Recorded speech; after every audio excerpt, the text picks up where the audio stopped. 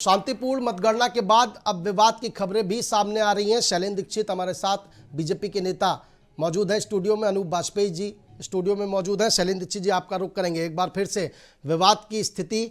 मतदान वाले दिन हमने देखा विवाद झड़प की खबरें सामने आ रही थी और एक बार फिर से शुरू हो गई है। बीजेपी के ही कार्यकर्ता सामने नाम आ रहा है। नहीं, देखिए, भारतीय जनता पार्टी के कार्यकर्ता दिख जरूर रहे थे आपको सामने, लेकिन ये विवाद उनके द्वारा पैदा नहीं किया गया है। मुझे लग रहा है कि जो समाजवादी पार्टी के प्रत्याशी हार रहे हैं, अब वो अपने हार का बहाना खोजेंगे। वो विवाद करेंगे कि चुनाव से हमें बाहर कर दिया गया, पुलिस ने बल प्रयोग कर दिया, ईवीएम खराब कर दी गई, ईवीएम बदल दी गई। अब 1-2 घंटे के बाद आपको समाजवादी पार्टी के नेताओं की ये बयान बहुत तेज़ी से लखनऊ से लेकर के कानपुर हो या जिलों में आना शुरू हो जाएंगे।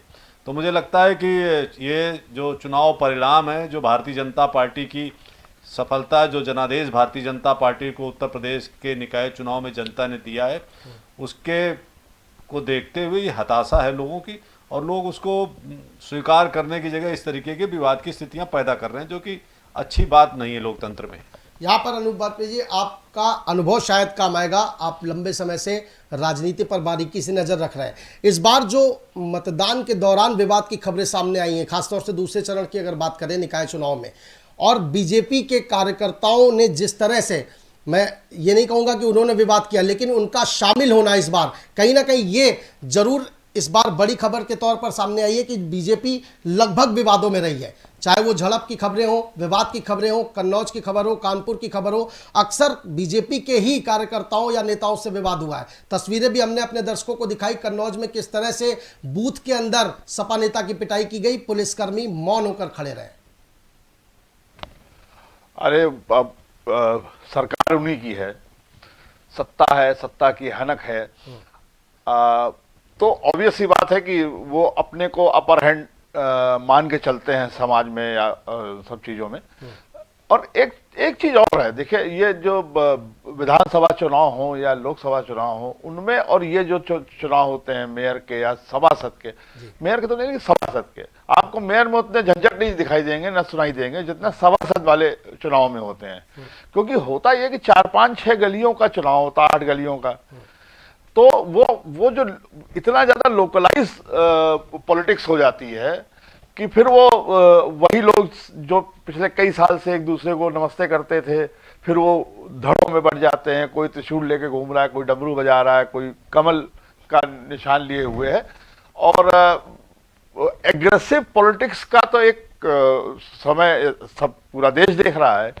तो उस एग्रेशन में चूंकि भाजपा सत्ता में है, तो भाजपा के लोग ज्यादा आपको लड़ाई बढ़ाई करते हुए दिखाई दे रहे हैं, और ये बड़ा एक नेचुरल प्रोसेस है। लेकिन देखिए, एक बात ये भी तो है ना कि भाजपा की किसी से तो लड़ाई होती होगी, कहीं कांग्रेस से, कहीं निर्दलीय से, कहीं सपा से, तो उस तरफ एक हाथ से तो ताली नहीं बजती है जी। तो चूंकि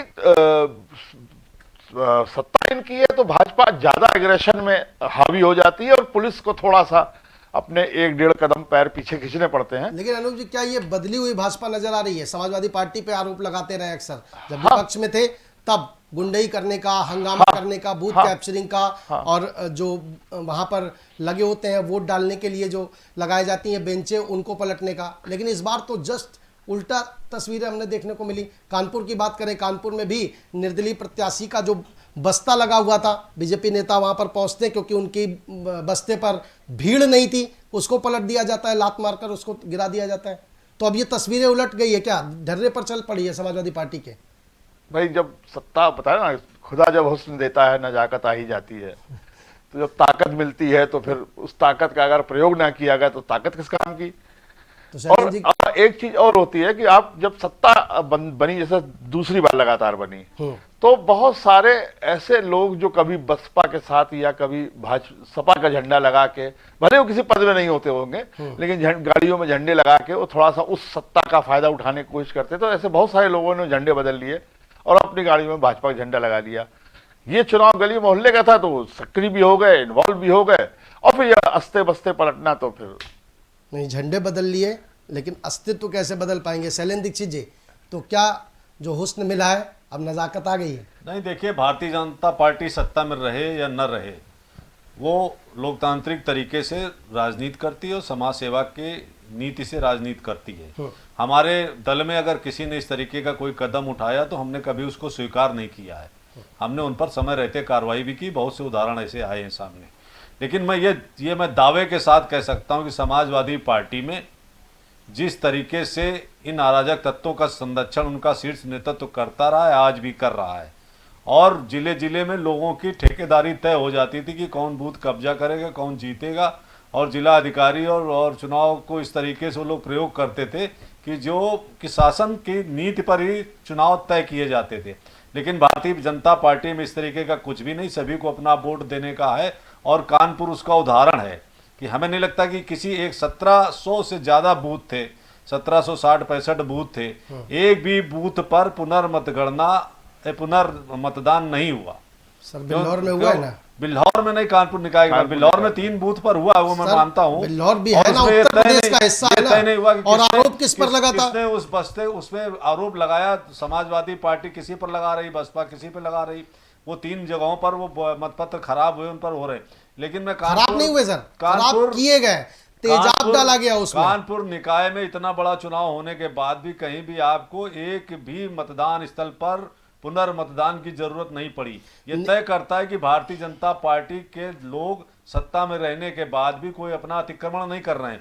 हम जनता के बीच में जा रहे हैं और हमारी विजय, हमारा जो ये आपको मत प्रतिशत दिखाई दे रहा है, वो जनता का आशीर्वाद है। हमें हमारी जोर जबरदस्ती का नहीं, हमारी नीतियों का, हमारे मुख्यमंत्री जी योगी आदित्यनाथ जी की जो सफल नीतियां रही, जो उनको जनता स्वीकार कर रही है, उसका ये परिणाम है। शैलेंद्र दीक्षित जी, यानी कि कानपुर में आपके मुताबिक शांत राय, इस बात की खुशी मना ली जाए, ना कि इस बात का गुस्सा जाहिर किया जाए कि बिल्हौर में क्या हुआ, कन्नौज में क्या हुआ, बरेली में क्या हुआ, आजमगढ़ में क्या हुआ। नहीं, मैं आपसे कह रहा हूं ना कि भारतीय जनता पार्टी इस तरीके की किसी भी कार्रवाई का, कृत्य का विरोध करती, हमने किसी का समर्थन नहीं किया। लेकिन जो आज लोग आंसू बहा रहे हैं, घड़ियाली आंसू जिनको कहना चाहिए, उनके समय पर 5 साल पीछे, 6 साल जो लौट जाइए तो किस तरीके से चुनाव होते थे, किस तरीके से मतगणना होती थी, कोई जीतता कोई था, प्रमाण पत्र किसी को दिया जाता था, किस तरीके से हमले करके पूरे बस्तियों को वोट नहीं डालने दिए जाते थे।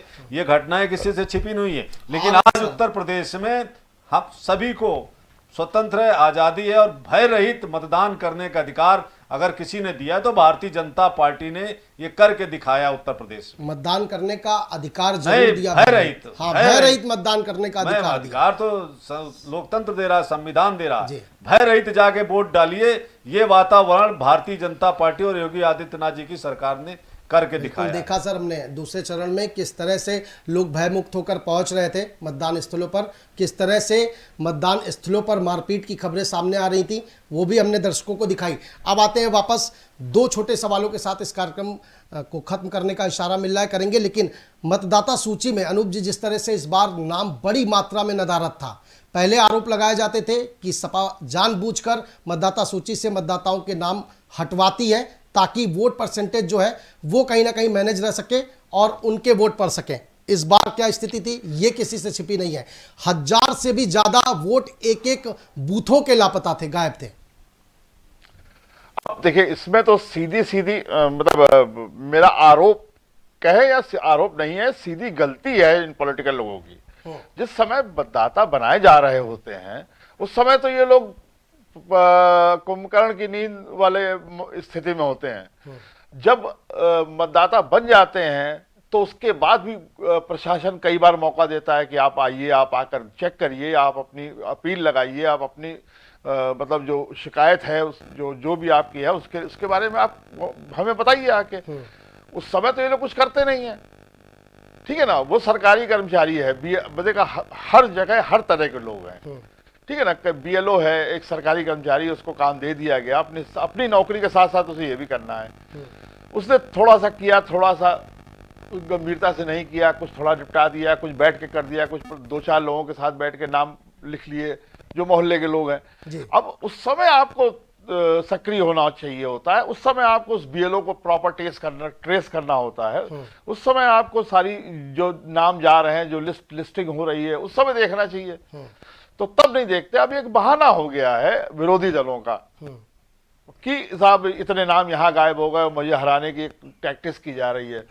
तो मेरी तो अपील होगी भाजपा समेत सारे राजनीतिक दलों से कि जब ऐसे मौके आते हैं, जब मतदाता को बढ़ाने घटाने के जो नहीं है दुनिया में उनका नाम हटाना है, जो नए लोग बने हैं मतदाता उनको बढ़ाना है, तो ऐसे समय आप लोग आइए, आकर उन बीएलओ के साथ खड़े होइए, उनको बताइए कि साहब ये वो प्रॉपर चेक करिए कि वो क्या काम कर रहे हैं, कैसे कर रहे हैं, क्या नहीं कर रहे हैं। तो ये सब करने की बजाय आरोप लगाना सबसे आसान होता है। लेकिन विरोधी दल की आप बात कर रहे हैं, उनकी गलती जहां तक थोड़ी बहुत बता रहे हैं, लेकिन यहाँ पर तो सत्ता पक्ष के लोगों के भी नाम नदारत थे।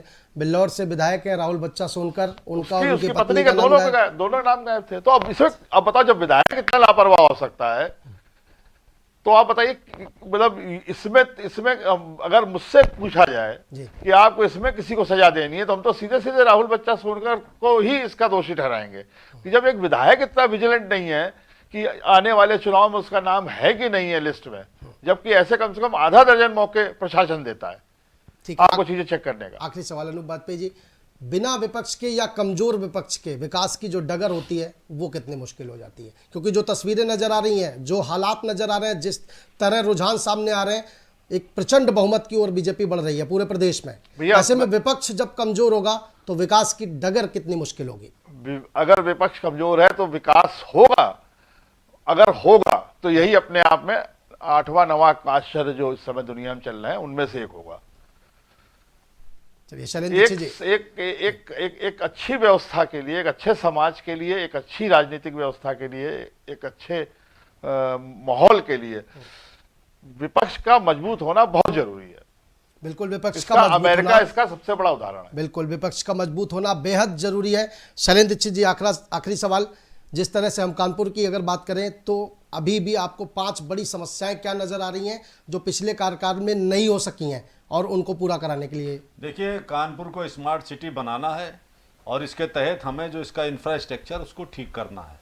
हमें लगता है कि हम जो जिस तेज़ी से उत्तर प्रदेश के कुछ ज़िले बढ़े हैं, हम उतनी तेज़ी से नहीं बढ़ पाए हैं और हमारा प्रयास होगा कि पेयजल की सुविधा हो, सड़कों की सुविधा हो, शिक्षा और चिकित्सा के जो साधन हो सकते हैं कानपुर में वो थोड़े से और सुदृढ़ होने चाहिए।